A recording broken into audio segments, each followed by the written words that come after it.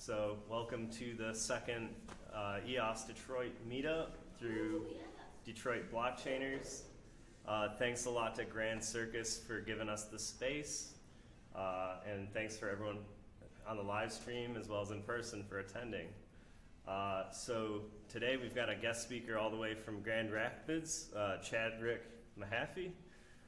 He's going to be talking to us about how to build an MMO game using the EOS blockchain. So without further ado, welcome up Chadrick.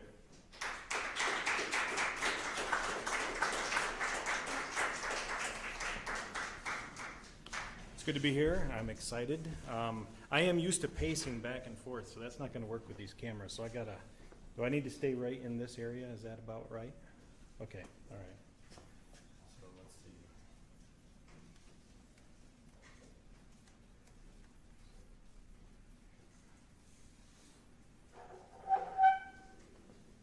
All right, so I'm Chadrick Mahaffey. I have been in blockchain stuff since the end of 2013, and I talked to my wife about it, and I said, hey, we need to do this, and she's like, well, how much is it going to cost? And so we just started putting a little bit in every week, basically, for a while. And a little bit about me. I am a Christian. I'm a husband, 23 years this year, and father of 2 daughters. One of them is going to college this fall, and the other is just graduating next month. So I gave myself this title, Freedom-Minded, Hopeful Futurist, and this is kind of my why. You know, they always say that a person's why is more important than the how, because if your why is important enough, the hows don't really matter, right? And this is kind of it, towards helping the individual labor and freedom. And I'm going to talk about where that comes from a little while later. Now, what Rob said is we're going to be talking about how to build an MMO on EOS, on the blockchain. But before I get into that, I want to build up some background here. What I'm going to be talking about a bit is crowdfunding, not crowdfunding, a game DApp, distributed application, and a self-funding DAC. And a DAC is a distributed autonomous community corporation company. This piece of artwork was done by one of our artists, and he's just an amazing individual.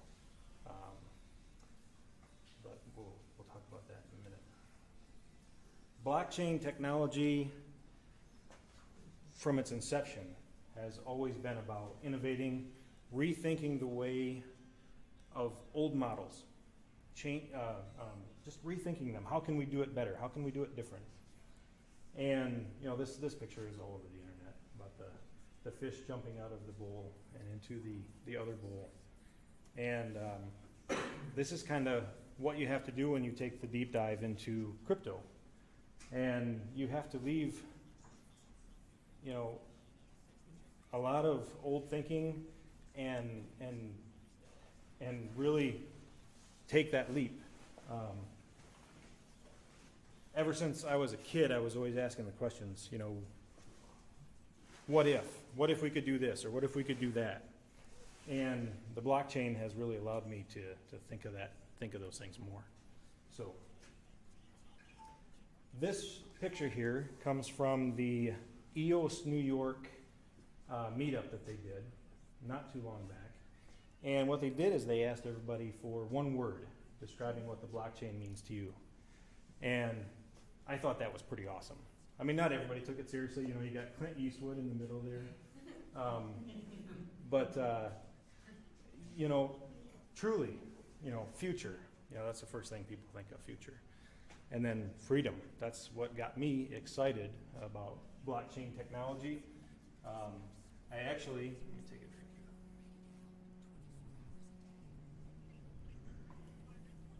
you. I actually started into crypto through MadeSafe.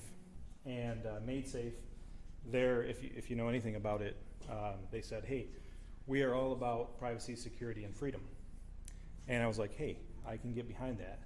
I'm a very libertarian-minded thinker, trying to find ways to secure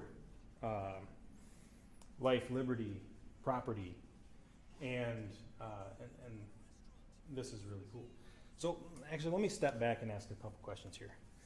How many people are super familiar with blockchain technology in here? Okay, we have quite a few. How many people are just getting started? Okay, all right. How many people know about EOS? A lot about EOS. Okay, all right, good. So this is going to be, I'm trying to think of how I can curve this to be relevant to everyone, and but we're just going to move ahead and see what happens here. So freedom, this is a big thing for me. Frederic Bastiat, if you've ever heard of him, he was a gentleman that was alive during the French Revolution. There was many French revolutions, but he was alive during big French Revolution, and he said in his book, The Law, he said, life, liberty, and property do not exist because men have made laws. On the contrary, it was the fact that life, liberty, and property existed beforehand that caused men to make laws in the first place. And I thought, that's pretty awesome. If you get a chance, it's free on the internet, The Law, and he wrote it a year before he died. He died of lung disease, tuberculosis, and he died after the socialists took over, but he was preaching against it, preaching against socialism, preaching against what is this going to do when we make plundering another individual legalized. When we legalize that, what is that going to do? And he predicted a lot of what happened then in the 20th century, where you have hundreds of millions of people killed because people trying to create a utopia. And at the very bottom there, I got another quote. The state is the great fiction by which everyone tries to live at the expense of everyone else. So, Dan Larimer. Dan Larimer is the creator. He is the technical lead of EOS. He started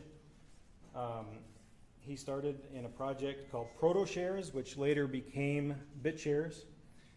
And then, if you know anything about, who knows anything about BitShares? BitShares. Okay. It is a distributed exchange, so there's no central authority that you can take down. There's no central accounts to hack. And it's distributed across bunches and bunches of computers. And he created BitShares right after Mt. Gox went down. Okay? He said, we can't do what we did. A bunch of people lost their money. We've got to create this distributed exchange. Yes, Rob. Can you explain what Mt. Gox is for anyone who might not Yes. be familiar? So Mt. Gox, Jacobs, I think, was the guy's name that created it. He found out about Bitcoin, I think, in 2010. And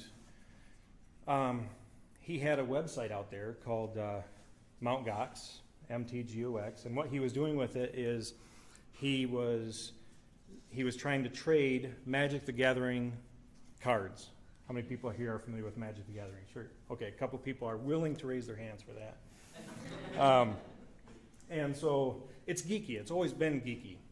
And when he found out about this, when he found out about Bitcoin, he's like, hey, I'm not using this domain anymore. I'm going to go ahead and we're going to start a crypto exchange.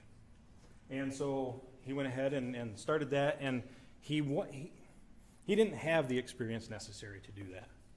And so what happened is he ended up selling it to some other individuals, and then it was hacked. and then it was, it went into receivership, I believe. They basically Chapter 11 did, right? And a bunch of people,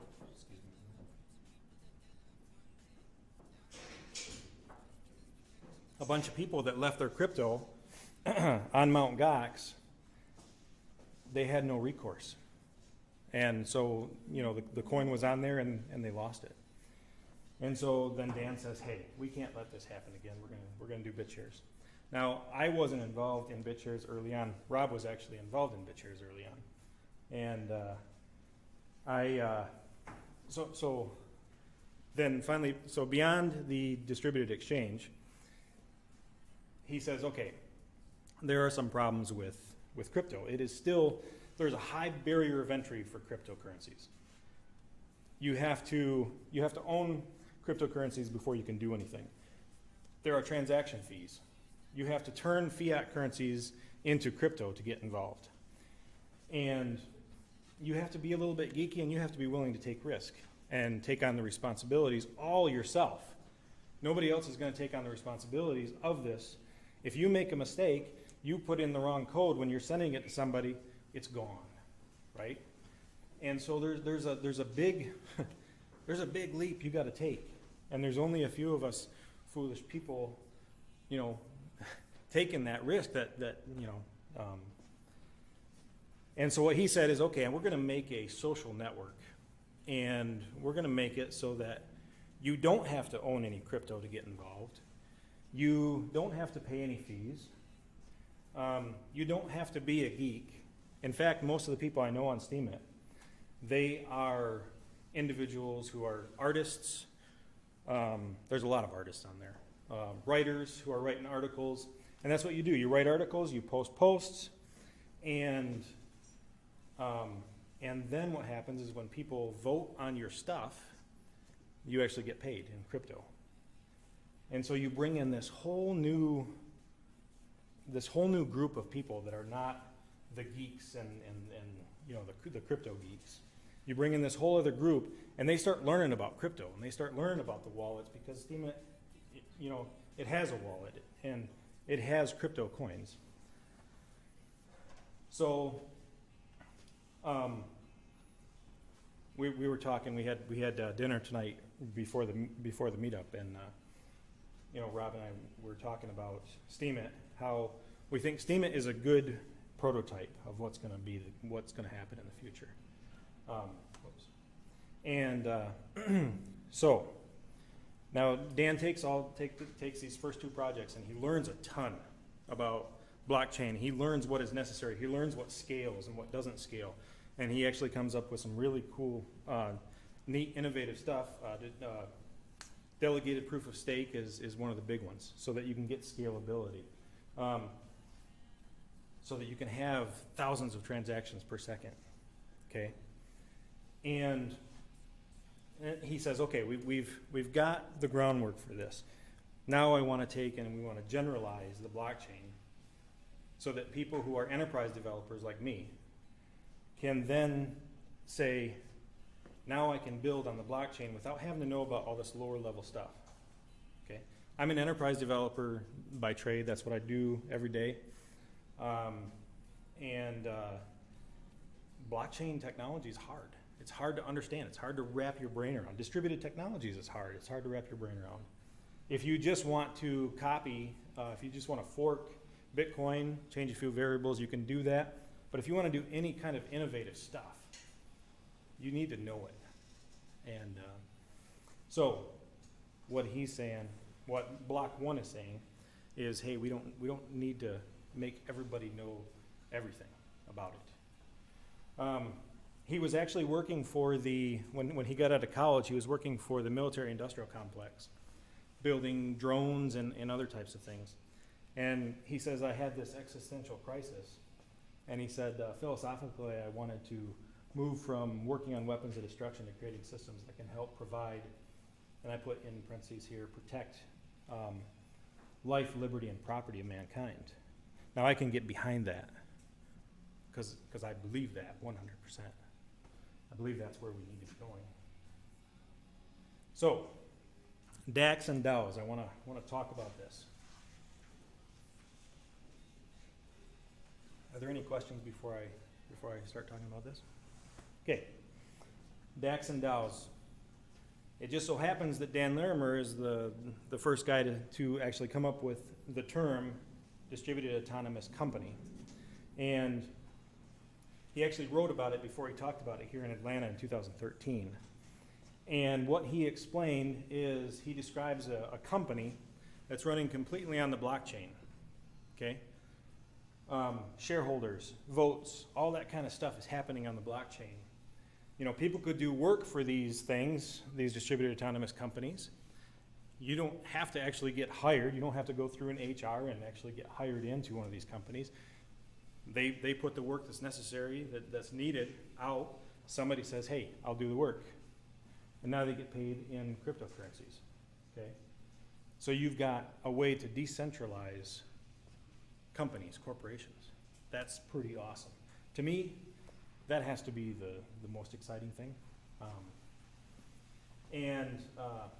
Yeah, so I already said that about ProtoShares was launched, predecessor of BitShares. This is my big statement of the night. And it's easy for me to say because 10 years is long enough where if I'm wrong, you'll forget about it, that I was wrong. But if I was right, I can always point back to this and say, hey, I said that. We know as the business models of today, we know that they're going to see dramatic changes over the next 10 years because of blockchain technology. We absolutely know that. It's already happening. And I believe it's going to be DAX specifically that it's going to drive that most.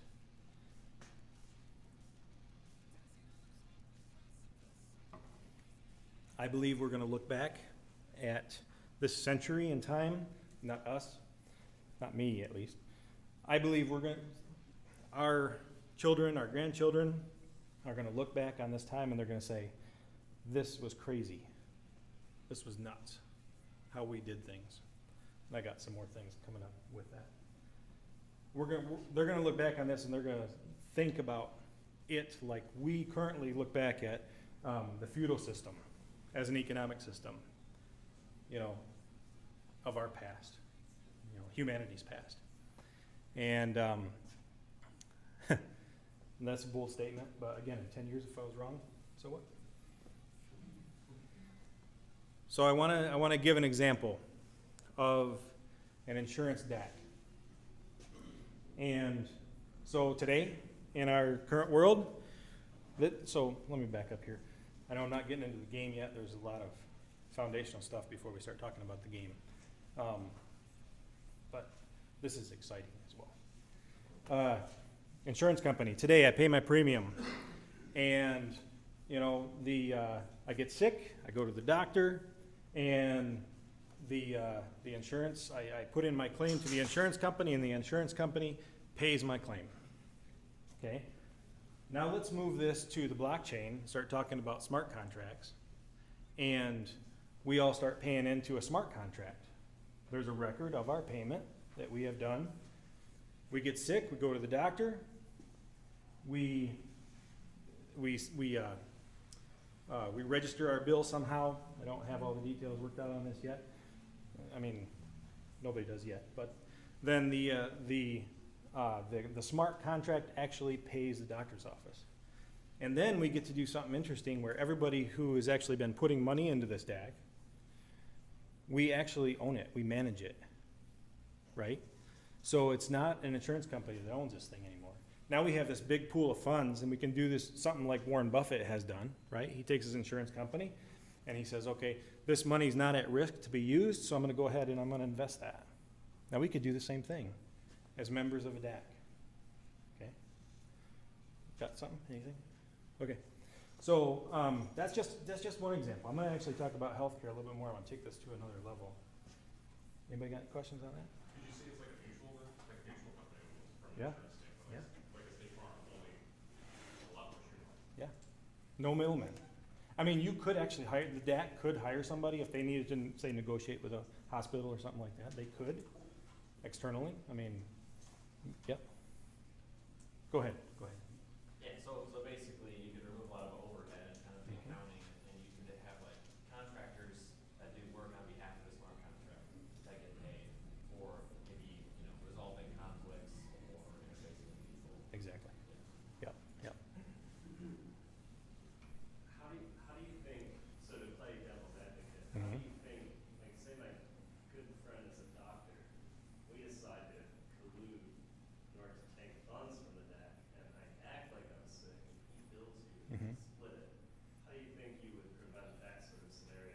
So I don't know the answer to that.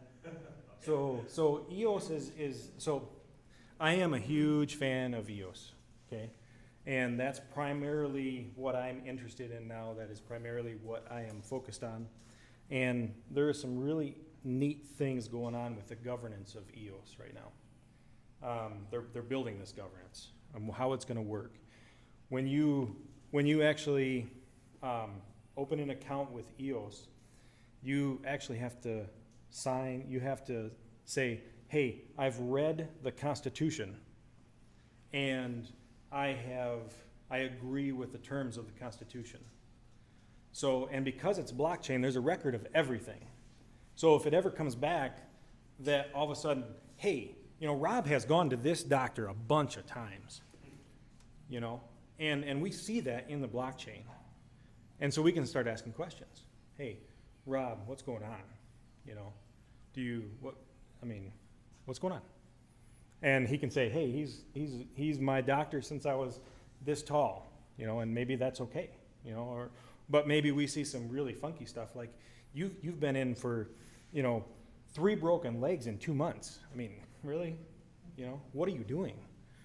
We could see stuff like that. So there might be opportunities for that. You had a question. I was going to say you could follow the money trail. Exactly. Yep, exactly. Say if the scenario that Rob said, like say if I was a patient, you were a doctor, and we were giving the system, and I was coming to you, and you were charging me like exorbitant bills, and we decided to split it because we were in link with each other, then we could just see that your address and your contract or whatever was paying me and paying Yep. you, and then we just diverted. Yep. There's kickbacks. We see actual kickbacks happening. Ways Yep. to gain that deeper, but still the amounts could be matched up. Yep. Yes.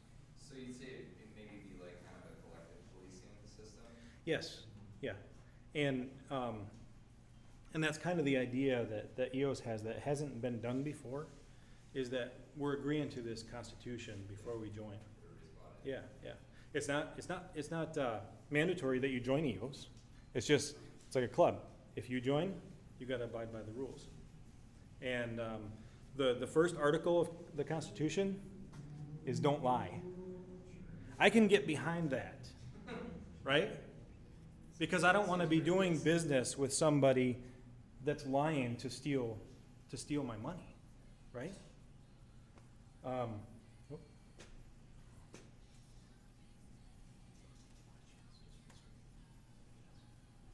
You have something? Can you repeat the question? Oh, yes, sorry. Yeah, I will. If I don't remember to do that, just yell at me. Yes, sir. I think one of the coolest things about this is you could basically run an insurance company that's not for profit anymore. Yes, It's in the interest of the users. yes, So the purpose of the company existing is not to make money, it's to supply the users with a service. yes. You can do that with Simply not just insurance, do but it with banks. Anything. exactly. Anything where there is a middleman. Yeah. Anything now. And that's why the statement's true. Yeah, you do it with Facebook. Yeah. Do you think there's going to be a South Park episode about they took our jobs in terms of this? Computers. Sure. In terms of insurance men? Sure. We should make one. Would it be poignant if there was a negative effect, if that happened? So what would be a process of a GAC going bankrupt?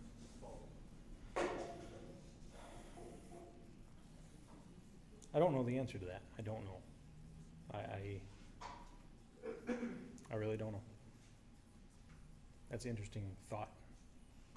You could have an insurance company that takes care of that too. Yeah. Yes. What would be a point for privacy and especially how we balance the decentralization versus privacy? So this is interesting. I came into, like I said at the beginning of this, I came into crypto through MadeSafe. And MadeSafe is all about privacy, security, and freedom.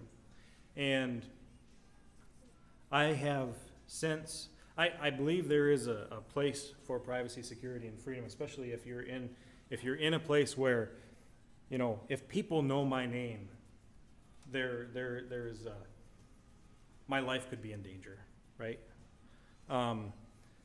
But for most life stuff, I don't mind that I'm not trying to lie, I'm not trying to cheat, I'm not trying to steal. There's still an opportunity for anonymity, but not necessarily complete privacy. Especially because the way EOS works is you have an account, okay? You could have multiple accounts, but you have an account. And then your addresses for your wallets are tied to that account. And again, I don't know all the absolute details of all this stuff yet. Rob, do you want to say anything about privacy with EOS at all? You want to? Sure. So there's a big push to have blockchains that have privacy features like Monero, Zcash, probably some other ones. They may have their use cases, but I think that the real value of blockchains is transparency and accountability myself. So I want the government. always subscribe to the belief if you don't want it leaked, don't digitize it. Yep. Don't even put Yep. it on the internet at all. Yep. And then you don't have to worry because privacy is really an illusion, in my Yep. opinion, because we don't have any assurances that the crypto we're using to give ourselves privacy will not be broken sometime in the future. Yep. So, I mean, we can trust it now, and I hope it isn't broken, but if it is broken, then everything we believed was private is now in the open. So I don't think blockchains are a great use case for privacy myself. I want to see every government on the blockchain. You know, I do. I want to see their budgets. I want to see where they're spending money. I want to see what's happening. I think that would be awesome. Yeah. Okay. Okay. So Dash. How many people here are familiar with Dash? Okay. Just digital cash. They did something, and they weren't the first one to do it. Actually, BitShares had it in there, but I don't think it became really super popular in BitShares for a while. Dash actually came up with this thing called a decentralized governance budget. Basically, what they said is, okay, 10% of our new coins that are being created are going to go into this this escrow account, and then we're going to vote on how we use that money. And that money can be used for the core developers, that money can be used for marketing, that money can be used for anything, and anybody can put in a proposal. They have to pay to put in a proposal. But you put in a proposal, and you say, hey, I want to run this YouTube marketing thing for the next year, right? I want to run a show and explain to people about Dash. And that is actually a real use case. That happened. And then this individual, she said, hey, I want this much Dash to do that. And the community said, we want you to do that too. So they voted and said, yes, you can do that. And then she gets paid in Dash, which is pretty awesome. The core devs get paid in Dash. Now there's always this bootstrapping thing that has to happen with a coin, but these are the kind of things where DACs are changing the way things are done, and it's amazing to me. Inflationary models. When I came into crypto, I was all about I don't like the idea of inflation so much.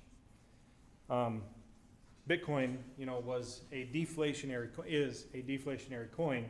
There will only ever be so many Bitcoins that will ever exist. And the number of Bitcoins that are created is going down every 10 minutes. So every 10 minutes some more are created, but the number of those is going down. And eventually, I don't know what year it is, 2,100 and something, I think, is what it was, that the last newly minted Bitcoin will be created. And so that was awesome to me. Okay, now we don't have this, our Federal Reserve, making our Federal Reserve notes, our dollars, our US dollars, they're not just able to arbitrarily print these things. Bitcoin has a stable deflationary model. And I thought, that is awesome. And then I got involved with Steemit, and I understood Dash more, and I understood, I understand EOS now, where if you have an inflationary model where you're adding value into the system at a higher rate, the value is increasing at a higher rate than your inflation is increasing, then all your coins are becoming more and more, worth more and more, which is awesome. And that's what you should be doing. You should be adding value into the system. Okay. Now there's been a lot of talk, I got this thing at the very end, there's been a lot of talk about universal income. And when I first heard about universal income, I was like, whoa, that just sounds terrible. Because you know what a government would do with that. In my mind, that's what I'm thinking. But now I'm thinking a little bit differently when you start thinking about an inflationary model where you're adding value into the system. That could change things.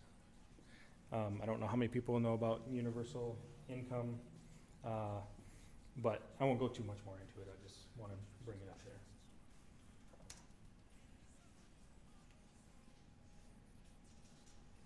I'm going to go a little further, and then we're going to take a little break, and then I'll get into the game itself. Okay? Are we good with that? Can we do that? Can we do that on a live stream? Hopefully that's okay with the people on the live stream. So I want to use an example of the Uber drivers. Anybody here drive for Uber? Anybody here ever taken an Uber? Okay, a few of you. Basically right now, it's on demand, peer-to-peer. If I want to sign up as a driver, I can do that. I don't know what kind of qualifications you have to have as a driver. I'm not a driver. But essentially you download this app and you work for yourself, and people on demand say, I want to go from point A to point B, and you say, okay, I'll pick up that thing, and I'll go pick you up and I'll take you. And that's currently today. Now, if we look at a blockchain version of Uber, what might it look like? Okay, so imagine you as a driver, you build a reputation for being a good driver. Someone says, I need to go from A to B. You go pick them up. They've got a good reputation on the blockchain because you've seen things that they have done. You've seen rides that they have taken. You see that they pay. You go ahead and pick them up, take them to their place. There's a smart contract in between there that says, hey, as long as this person gets picked up, as long as my car goes from here and there, and they say, yeah, I got there, all of a sudden the transaction just happens, okay? And again, you take out the middleman, and the driver gets everything, okay? Or maybe a small piece goes to building an app that is the new app, the new version of Uber. And okay, now we think of something a little bit different. We think an inflationary model. Now, I own these tokens. This is the token economy. I own these tokens, and these tokens guarantee me a certain amount of mileage every month, okay? And so as long as I have these tokens, I call for my car, somebody comes, picks me up, takes me over here. They don't get paid by me, I get to keep my tokens. They actually get paid new coins, new tokens that get created for them doing the job. Now they can turn around and sell it to other people. They can turn around and sell these new tokens to other people. So that is some of the cool stuff that we all need to start thinking about with blockchain. Okay, any questions? So, let me see. So instead of insurance DAC, let's talk about a healthcare DAC. Individuals buy these tokens. It guarantees them a certain level of healthcare provision. Okay, they go to their doctor. They don't have to spend these tokens. They go to their doctor. Their doctor gets paid on new inflationary tokens, right? These newly created tokens. The doctor can turn around and sell these tokens to new clients. And now you've aligned incentives in a way. And let's see. You have a governance budget or a governance system in place where now everybody who owns these tokens are interested in, okay, the doctors want these things to be worth more. They want to They want to make sure you're healthy, so you don't take up all their time, so they're helping you maybe be preemptive about health. They're helping you instead of just dealing with issues and whatnot. You know, they're actually trying to help you live a more healthy lifestyle. Is this making sense? Does it, is this, yeah? Okay, good. This kind of stuff is what really gets me excited about blockchain. Yeah, 'Cause- you have a look at Mint Health. Yeah? They're Are they doing some of this they're doing similar? that, yeah, Yeah, very on it. that's awesome. It's actually 2 doctors working on it. That's awesome. What was the name of that one? Mint Health, Mint Health, yeah, virtual device for that. Is it MINT? Health? MINT Health. Okay, yeah. all right. I have a question. Yes. So in this model, like, would a patient go to a doctor and then only part of the bill would be paid with inflation, and then the patient would pay the rest in their tokens? Or You would, I don't know. I don't know what you'd have to do. I don't know what, all the knobs and levers, you know, you'd have to figure that out, you know, what exactly is necessary for a doctor to actually just get all inflation. You know, would that work? I don't know. Would the inflationary model would it be too much then? Or, you know, what I was thinking when I was just kind of brainstorming this is I'm thinking, okay, so as we get older, that's when we start having health problems, right? I mean, my knees don't work like they used to. I'm a lot overweight. And you know, it's the youth that are healthy, and it's great. I'm glad. You know, unless you have some emergency crazy thing happen, but the older we are, the more we're gonna see the doctor, more than likely. So then maybe what happens is, as you get older, maybe you have to have more of these tokens, you know, maybe, it's a possibility. Or you know, maybe you have to have more of these to go more often. I don't know. But you don't have to get rid of them. We can use an inflationary model as long as it's a protocol level inflation model that's not arbitrary. As long as somebody is not just making stuff out of nothing without a purpose. Okay? That's what our government does. And that's why in the last 100 years, that was planned, I'm sure. That's why in the last 100 years, you know, the dollar of 100 years is worth a penny today. That's crazy. But we don't feel it because it happens just slowly, you know? All right, any questions? This here came out on the 10th of April, last Tuesday. This guy from Goldman Sachs, he quotes in an analyst note, "One-shot cures for diseases are not great for business. More specifically, they're bad for long-term profits." That is BS, okay? That's evil thinking. But that's what we've created. That's the model that we've created, okay? And so what we need to do is we need to figure out ways that we can align stakeholder incentives so that we don't have this kind of thinking anymore, you know? So I get, when I see stuff like that, I think, oh, come on. No wonder people hate capitalism. I am a capitalist, but I am not. There's a lot of backroom deals that should not happen, should not be allowed to happen. All right.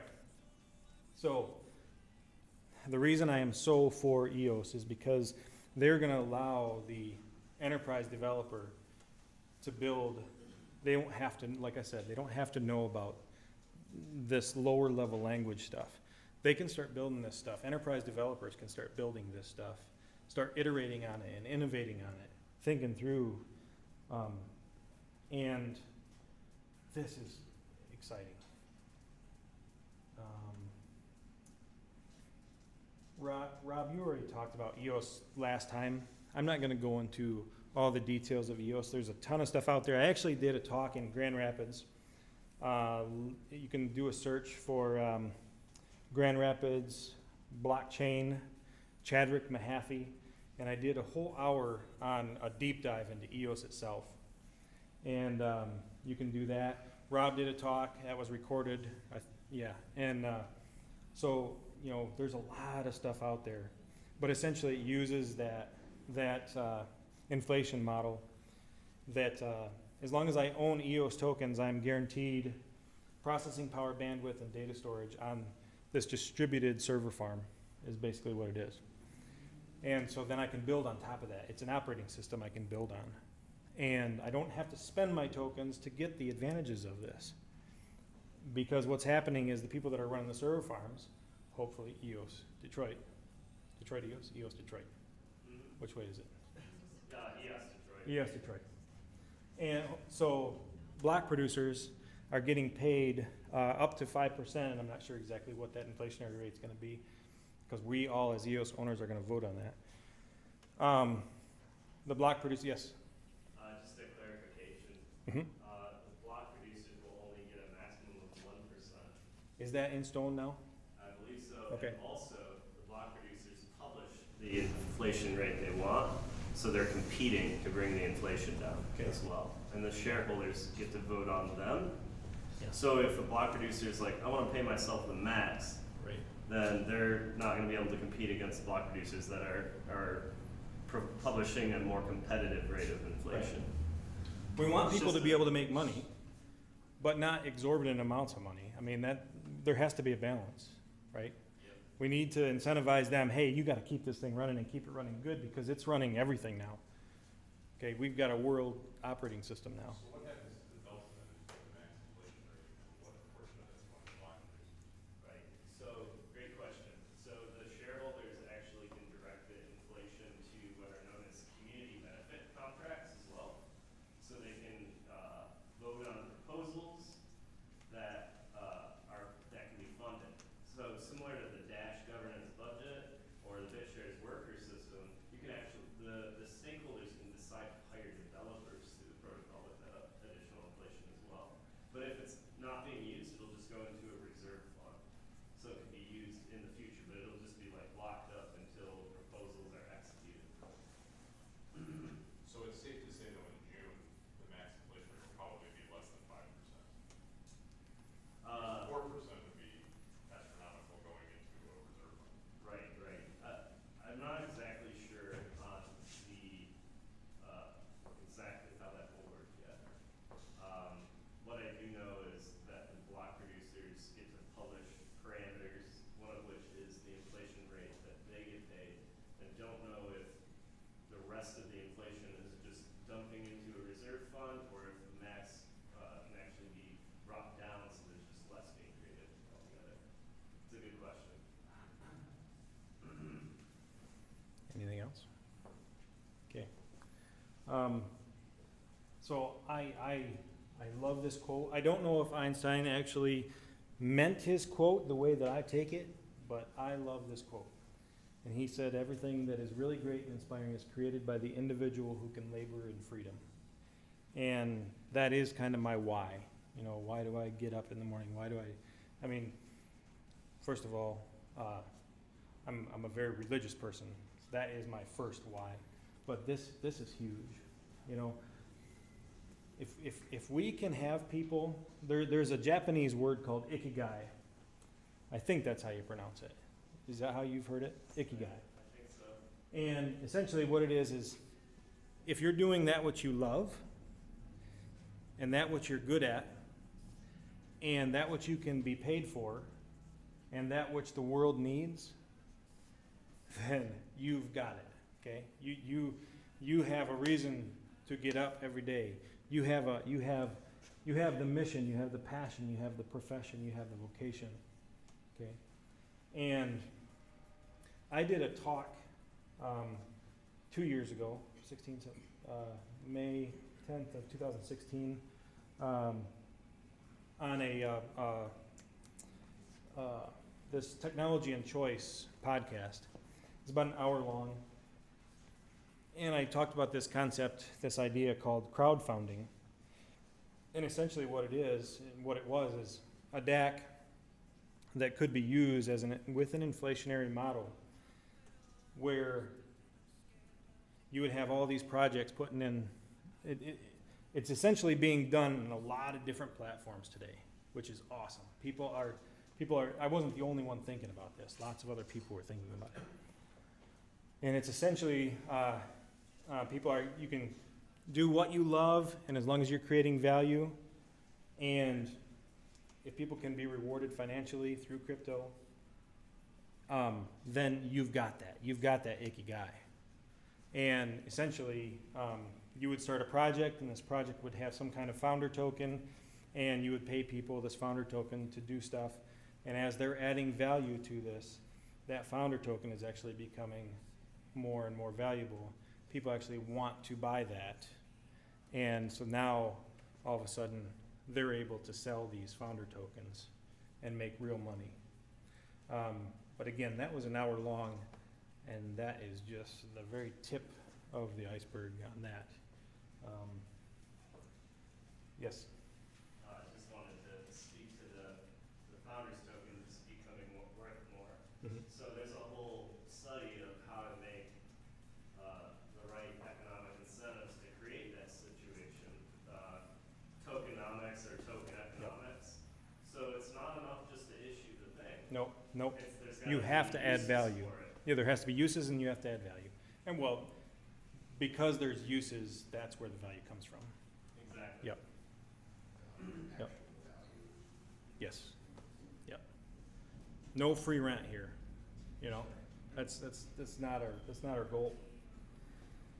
We want to build value for everyone, and allow everyone to partake of that value who's willing to put in some effort. That's awesome. Let's take a quick break, maybe like 5 minutes. Hopefully you guys on the internet aren't, maybe we could throw up some kind of dancing bear or something on there, you know. Let's take a 5-minute break and come back, and then I'll get into we could have a dancing crypto kitty.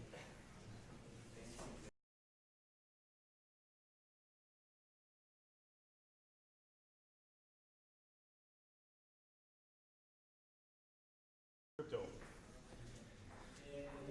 Okay, good. You know why? So here's the question. We got all this serious stuff. You know, we've been talking about insurance. We've been talking about healthcare. We've been talking about a lot of possibilities for DAX in the future. Why do I want to focus on a game? Okay, something that really, in the grand scheme of things, you know, is it gonna make that big of a deal? Is it gonna make that? Are these little crypto kitties on the Ethereum network? Do they mean anything really? They're cute. Okay. They mean everything. All right. So the reason I am excited, I am a gamer. I'm a former gamer. I'll say that.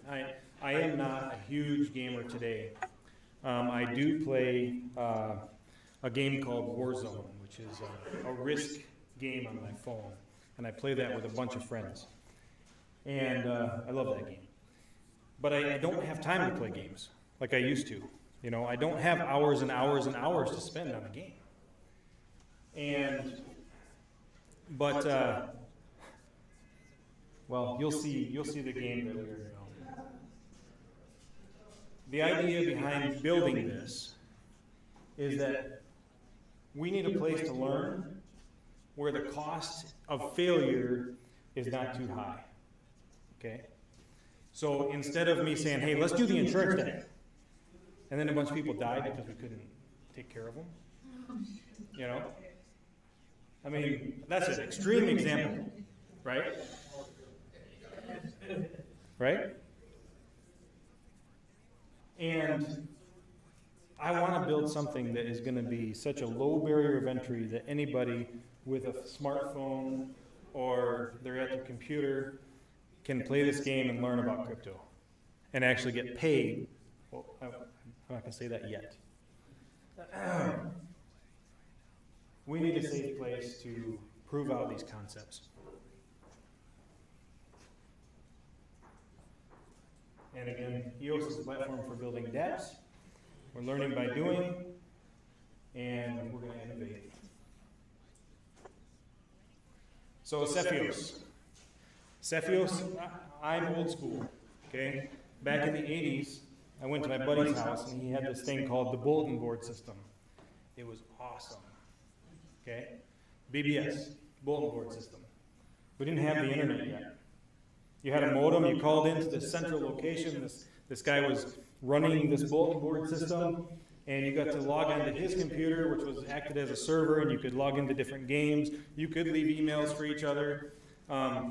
This was before we had the routing system that we have today, so advanced. You could broadcast an email from your place to the server, and he might send it to somebody else, and eventually it might end up across the world. But it wasn't designed for that. It was a neighborhood, usually. And on that server, we had this game called Trade Wars.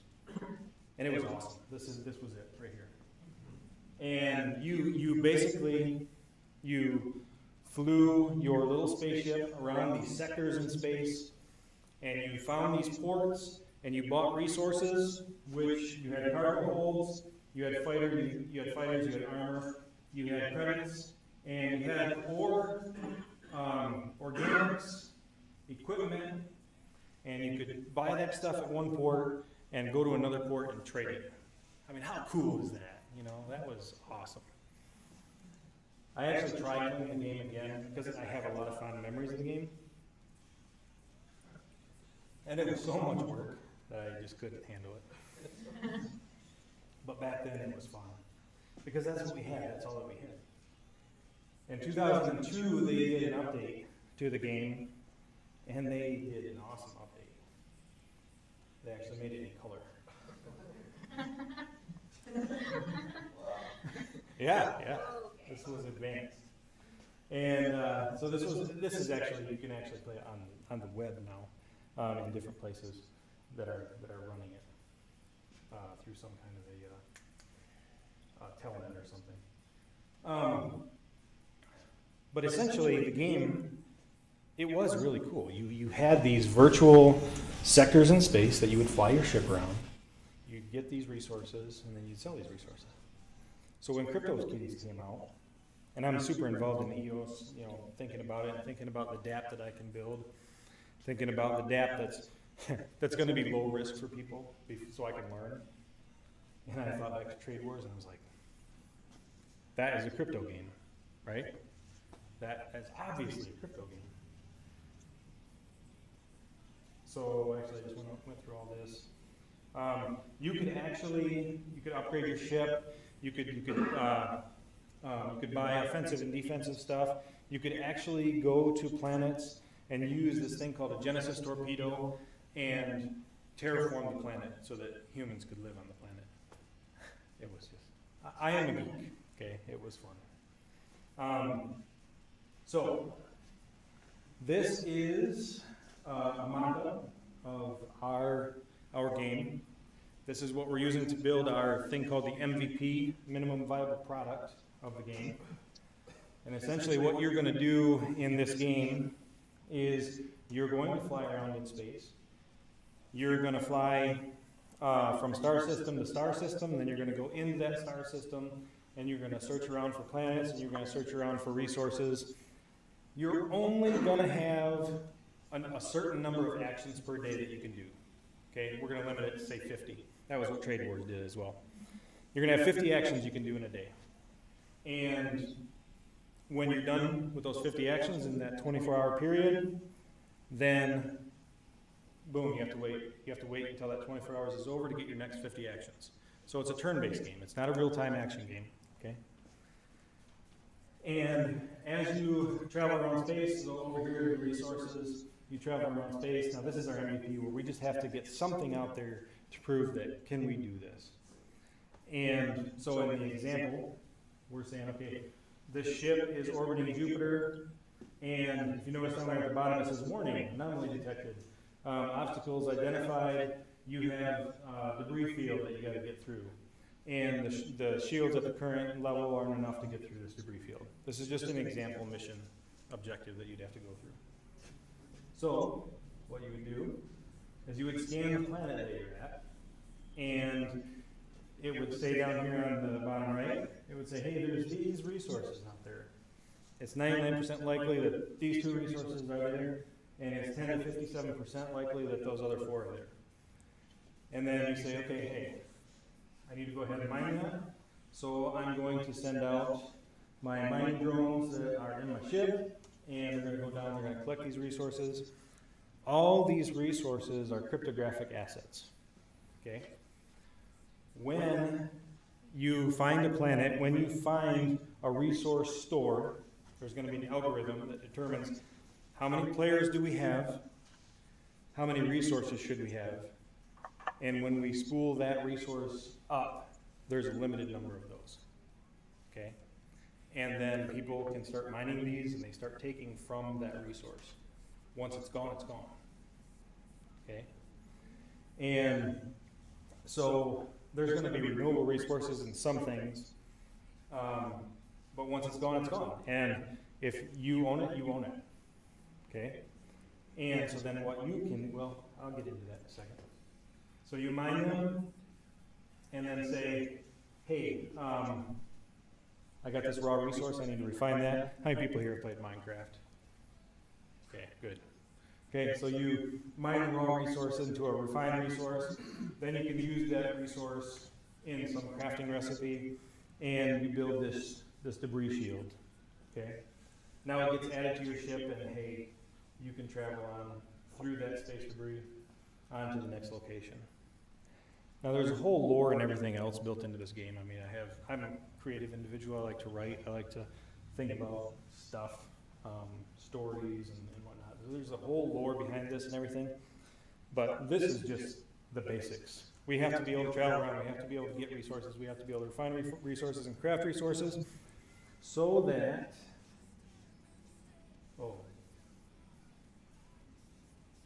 so that the players can then turn around and they can sell the resources, they can buy resources on the exchange to use, they can pay other players to do things for them, be mercenaries.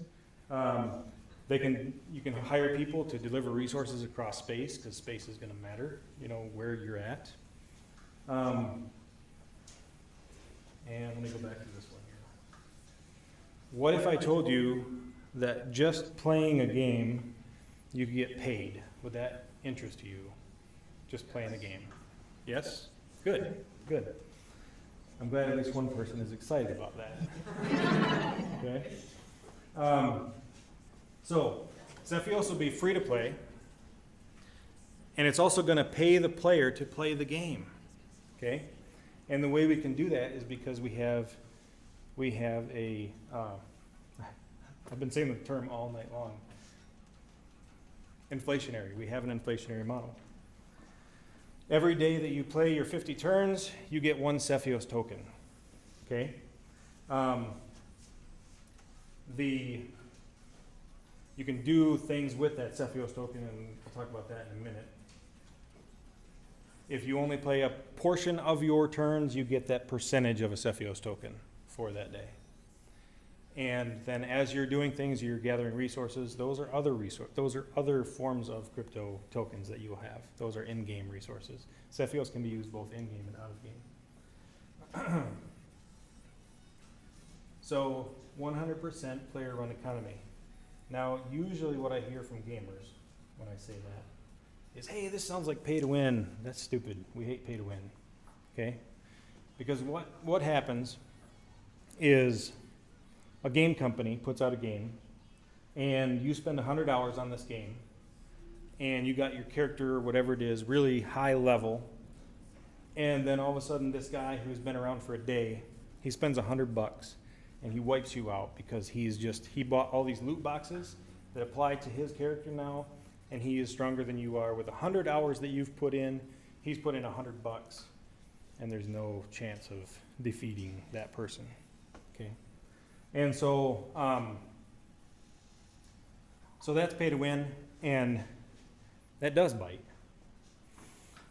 So what we're doing is different, though. We're actually there's no game company that is selling loot boxes. Only the players who have gathered these resources are able to sell these resources. Okay, so that changes the dynamic completely. Now you decide how much do you want to allow people to pay to win. And then what do you want to do with your resources? Do you want to sell them? Do you want to use them? What do you want to do?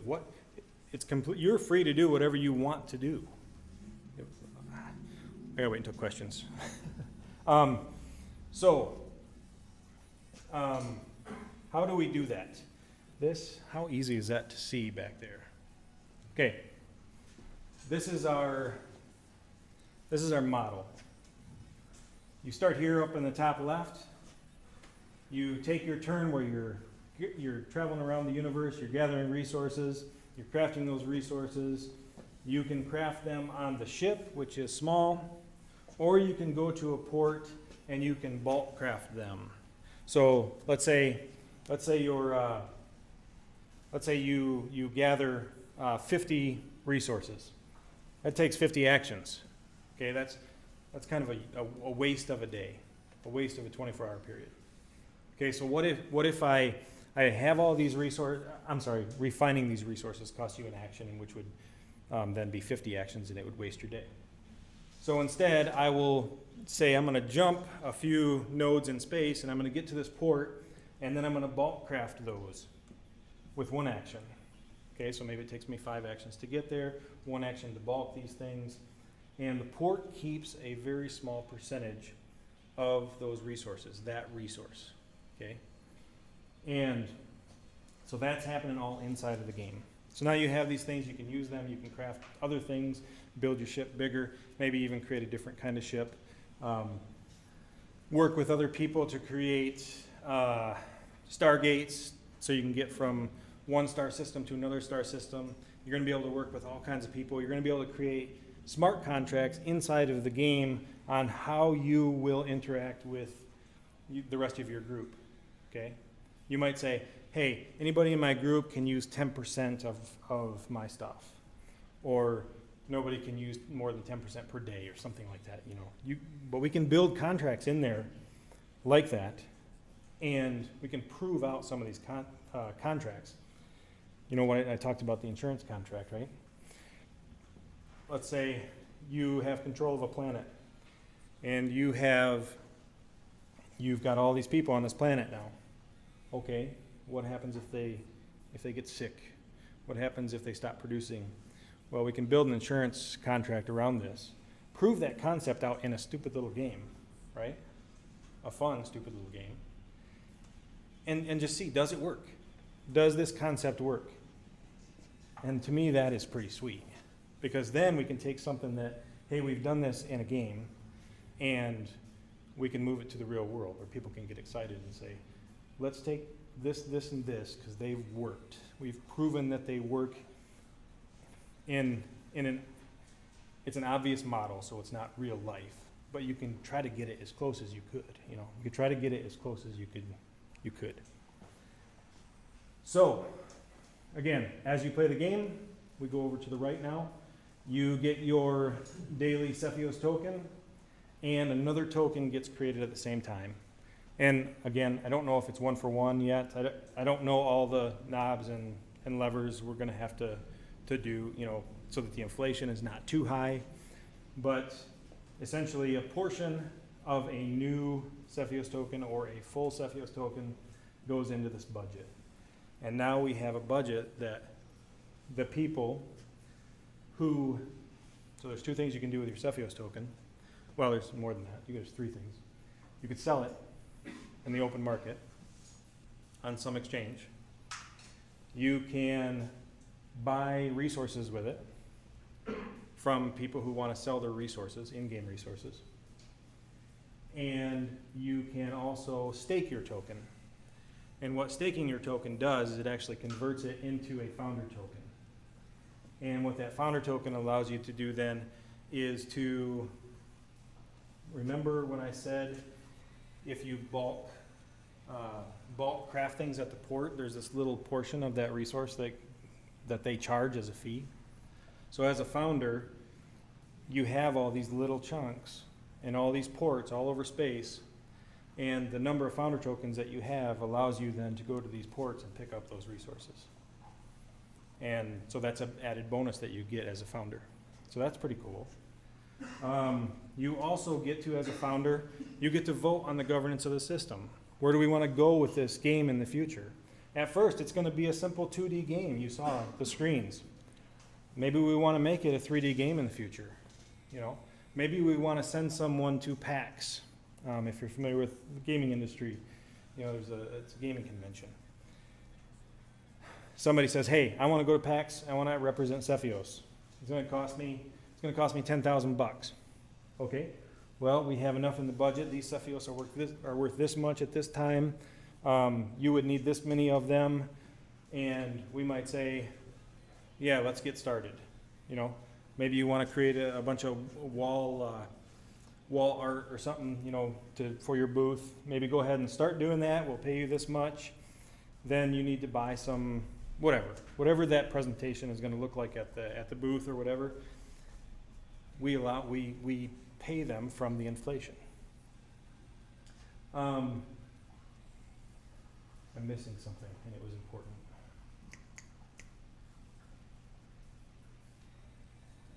I'm going to miss it. It's okay.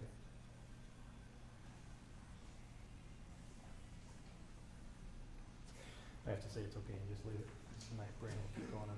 All right, so I'm going to move on, and then if you have any questions, please save them until later, and then we will answer, and I can go back through any of these I need to go back through. So the budget. The budget grows as players play the game, as new players come into the game. The inflation is happening based on how much people are enjoying the game, how much people are playing the game. And that's what's cool. It's not just happening willy-nilly, it's happening as the game grows. As value is being put into the system, as more and more people are valuing the game, the new coins are created, the inflation's happening, people are getting paid to play the game, which is, in my mind, it's changing. That's game changing. It is, because the model today is, hey, I pay to play this game, or I don't, I get a free to play game, and then I buy loot boxes that still cost me money, or I pay a free game, I play a free game, and there's all these stupid ads, you know? Well, we're gonna pay you to play the game instead. So what is my incentive to build the game? I've already talked about my incentive. Basically, the whole first half of this presentation has been my incentive to play to create this game. It really comes down to proving concepts. I mean, I like playing games, and I'm building the game that I want to play. I'm building the game that I can spend 15, 20 minutes a day playing, where I don't have to spend my entire life playing the game. I can do these 50 turns and be done, put it away, you know. And I don't have to play every day either, you know. I can play as much or as little as I want to, but what you're doing is the players are building a legacy within the game. The legacy continues, because I forgot to mention this, and this is a huge part of the game, is that the things that you change in the game are changed forever, right? We've talked about the resource being limited, but if you colonize a planet, it's colonized from then on. You know, you build something, it's there. For other people to come and see and maybe try to destroy. You know, there's all kinds of, the players are, both the players and the NPCs, they're the factions, they're building their own factions. Okay, so anything that is worth anything takes, I like to use this term, tempo. Time, energy, money, people, and organization. And part of this is, I want to build this on EOS because I believe in EOS. I believe in the inflationary model of EOS. I believe in the way that EOS is going to work. I believe in the scalability. I believe in the people. I believe in the governance. I have rose-colored glasses on in case you haven't noticed. And I want to build tools for EOS. I mean, because us helping the whole EOS community out adds value. And we just keep adding value and adding value. And what's the term? You know, the tide raises all ships, right? I don't know. Not zero sum. Yeah, but we're all helping each other. We're all adding value, and the value of it is increasing, which is awesome. It's awesome. You know, you think about that insurance stack. You mentioned there's these couple doctors working on this insurance thing already, or healthcare, right?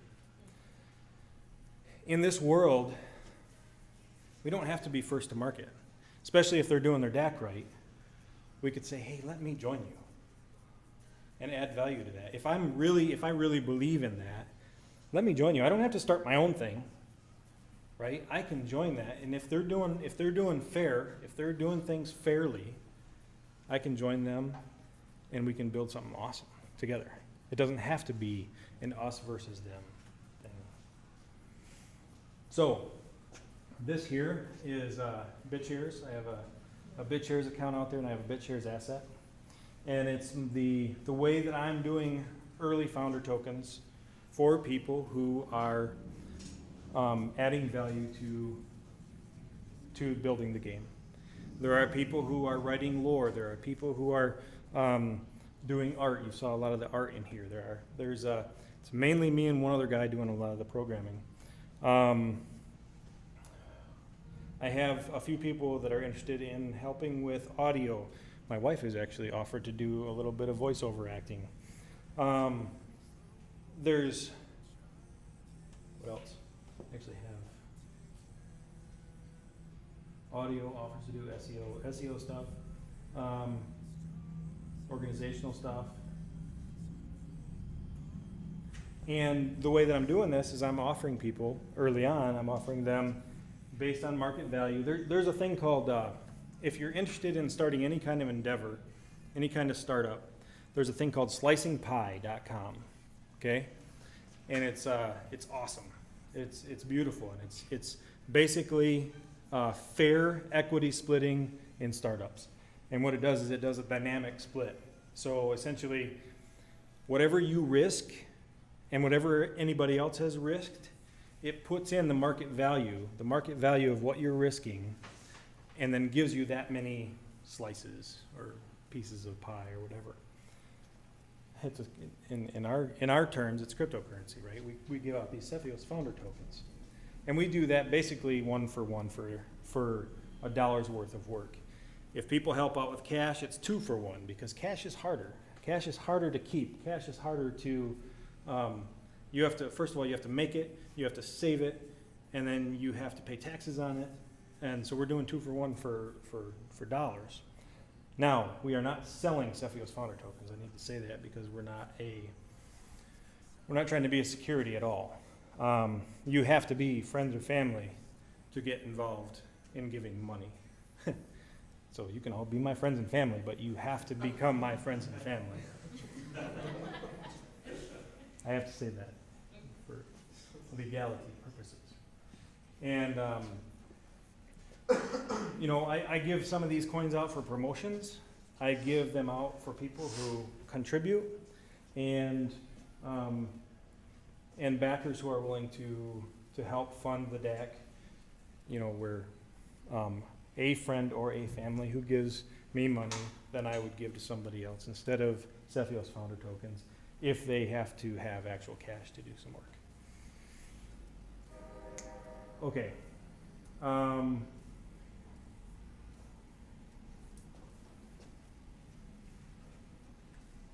There's a lot of future potential payoff for this.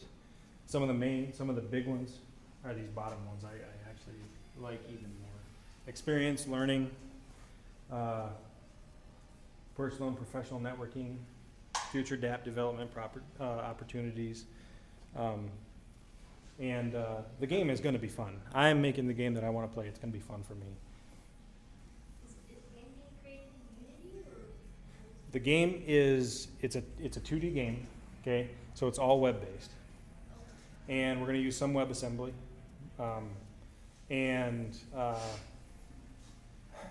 We're just starting it. I mean, I guess it was conceived probably in November, and then I think I first posted about it maybe in December or January, and we've just been going slow. and I work full-time, so it is a part-time endeavor. And I want to prove that we can crowdfund this thing. We're not doing a big ICO because I'm very skeptical of ICOs. And, you know, it would be really cool to have a huge bank account. I mean, I have to say that would be really cool, but I want to prove that we can do this. We can crowdfund this with people who have the heart to see this stuff, who have the vision to see this and have the heart to get involved. That's really why. This is some art that's been done by a couple different people. We're actually starting a monthly thing that we're calling the Meritocracy podcast. The guy that did that interview that I did on crowdfunding, he's involved with this as well. That's another contributor. And what we're going to be doing is every month we're going to do, hey, this is what we're doing. This is the development update. This is the community update. And we're going to have a constrained brainstorming session where we have a bunch of people that we're talking about one subject only. And let's try to hash this out. This is the problem we're trying to solve. How do we do that?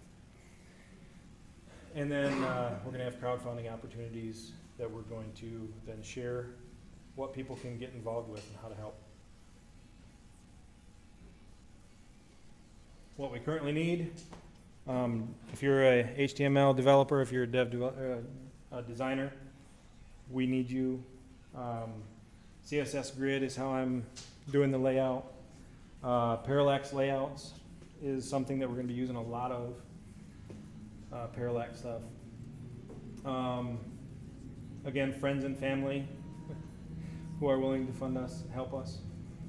Game theory experts, web developers. And not just web developers, we're actually,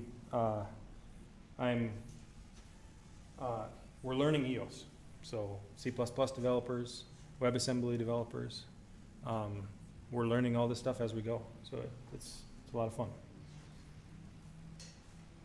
Promotions. If you have or are willing to create a BitShares account and you have that account name, don't send me any keys, it's just an account name. Then you can send that account name to SFEOS@legacygameworks.com, and I'll give you one SFEOS founder token just because. And then if you want to get involved more, you know, we can chat. So now I do want to mention one other thing. I debated whether to bring this up because I never know who's in the audience, but when you have a bunch of people promising utopia, be very skeptical. Have a healthy dose of skepticism. And you got to look at is this voluntary for me or is this forced? And if it's forced, you end up with 262 million dead. And if it's voluntary, you end up with ikigai. So, all right, I am willing to take questions. If you have questions, please come up to the mic. And if not, questions? Okay.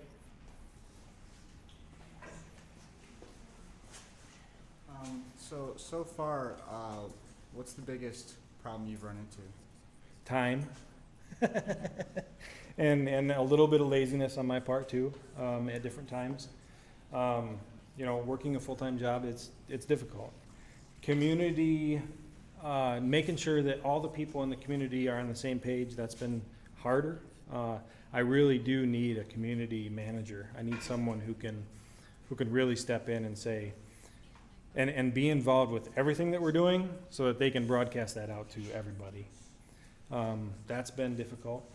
That is a need. So is every action in the game going to be a transaction on blockchain? Yep. Every action is going to be a transaction. Yeah. Yep. And okay, There might be some that are not. So not every single thing you do needs to be recorded. Like, I go to this screen. Who cares? But a term. Yes, exactly. Yep. Yes. I was wondering if you put this on Utopian.io. I did, and I was trying to build it in a lot smaller scale than they wanted me to. I wanted to build some tools first, and I wanted to say, hey, let me, I just wanted to build a framework that I was going to use my state machine for. And they said, that's not enough. We're not going to support that. I was like, okay, that's fine. We have done some Steam articles. I think if somebody became a community manager and they started publishing some of this stuff to Steam, I think it could make them a decent amount of money just in that aspect. Yeah. Okay, thanks. Anybody else? Yeah. You want to come up so they can hear you online? So with an inflationary model, if value is not being, like let's say a bunch of people flood into the game, there's a ton of value created, then interest tapers off, so value is leaving the game. How does that impact the inflationary model? So that probably should be one of our episodes that we do on how to deal with that. Really, I don't have all the answers on a lot of this stuff. You know, my rose-colored glasses, seeing this thing, I never really asked that question because I'm always thinking, hey, we're gonna be awesome. This is gonna be great. But you're probably right. We need to think about that. So I don't have a good answer for you.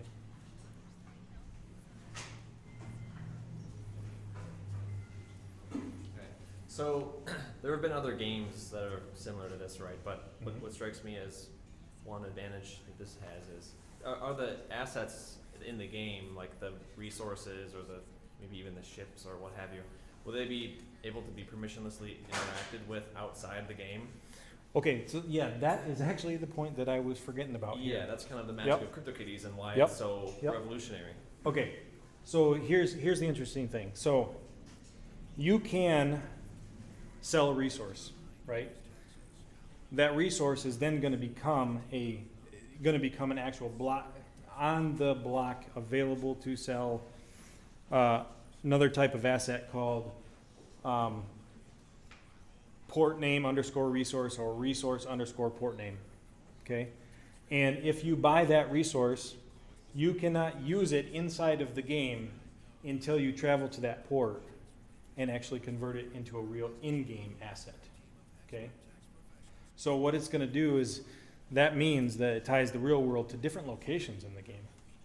Okay, and so that kind of alleviates again the pay to win aspect as well, because you got to know what you're doing in the game. You know, if you buy this stuff, I mean, you can turn around and sell it. I guess you could buy a resource on an exchange and then turn around and sell it that way. But if you don't know what's going on in the game, it might be dangerous for you to buy stuff, right? Did I answer your question? Yeah. Okay. All right. Anything else? Yep. I was just curious, so would the entire game be distributed? Yes. Okay. Now, okay. So EOS, and Rob can correct me if I'm wrong here, but EOS is waiting on their data storage, correct? For like files, for that type of thing, for things that would be on like IPFS or something like that, right? That's not until the end of the year. So there's going to be a lot of this that's hosted the way that the web is today until that happens. Was that your question? Yeah, okay. But we are moving where everything will be distributed eventually. And everything will live on essentially server farms that can't be taken down. So, yeah. Well, I guess I also meant in terms of scaling. I mean, would that have you, copy the entire game? So I don't know all the details yet on that. Again, we're going to learn by doing, and we're going to push the limits a little bit, see, okay, what's realistic? Is this costing too much to do this? There are no fees to EOS, no ongoing fees, but you do have to stake your EOS coins to get access to RAM and all the things that you're using. So what makes sense? What makes sense to how much RAM do we need? How much in-memory stuff do we need? Can we store some of this stuff? I don't know yet. And so this is all going to be a learning experience. Take one more. Or not. All right. Okay. So I really like the idea of using a game to test out some high-risk contracts like insurance, like you mentioned. Mm-hmm. Do you know of any other projects that are basically doing a proof of concept of a high-risk smart contract system in a game environment? I don't know. There's possibly people doing that. I don't know of any. And one of the pieces to this that I want to develop is I want to allow people to do that. I want to make sure that, this is all open source. Everything that we're doing is open source. None of this is closed source. And I want people to be able to say, hey, here's my contract. Here's what we're hoping to do in the real world. Can we model this? Can we model this in this game? And then let's see what happens. I want that really, really bad to happen. That seems like it would bring huge value to the game beyond just any entertainment. That's why we might not have to have that conversation, the other conversation that, when it. All right, so thank you all for having me. This has been fun, and hopefully you found it interesting at least, and hopefully you get more involved. And again, remember that promotion thing. So send me an email at SFEOS@legacygameworks.com. I will send you one SFEOS founder token. It may be worth nothing ever, so no promises. Is there like a Telegram group? Oh yes, I'm sorry. I do have a Discord. If you go to SFEOS.io, there's some links to our Steam account. There's a link. There might not be a link in there for the Discord. I've got to update that, so that's another thing I need to do. But if you go to SFEOS.io, www.sefeos.io, you can find most of the ways to get a hold of us. You can email me there if you have any questions and want to know more. So thanks again. All right.